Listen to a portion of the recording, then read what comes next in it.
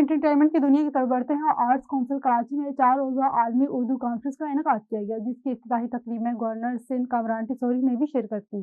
Art council Karachi में 18वें आलमी Urdu conference का आगाज तलावत कुरान पाक के बाद कौमी तराना बजा कर किया गया। तकरीब में आलमी उर्दू कॉन्फ्रेंस पर बनाई गई ट्यूटोरियल पेश की गई। तकरीब में तलबा और अवाम ने शिरकत की। इस मौके पर बानी पाकिस्तान कायद आज़म मोहम्मद अली जिन्नाह की सालगिरह और क्रिसमस का केक भी काटा गया।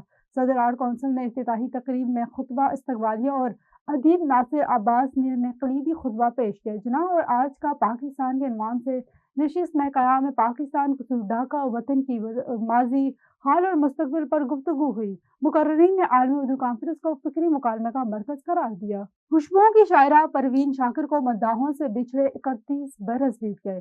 परवीन शाकिर शायरी की सूरत में वो आज भी लोगों के दिलों में जिंदा हैं। मोहब्बत, खुशबू, फूल, हवा और तितली का जिक्र इनके अशार में जहाँ बजा मिलता है। परवीन शाकिर को आदम जी आदबी अवार्ड और मुल्क के आला तरीन एजाज तमगा हुसन कारकर्दगी से नवाजा गया।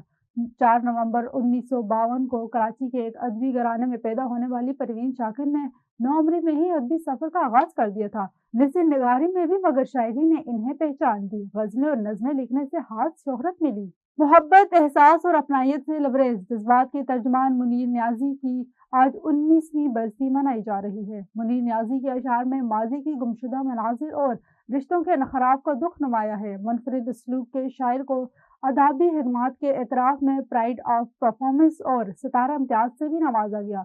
मुनीर न्याजी का शुमार उर्दू और पंजाबी के बड़े शायरा में शामिल होता है।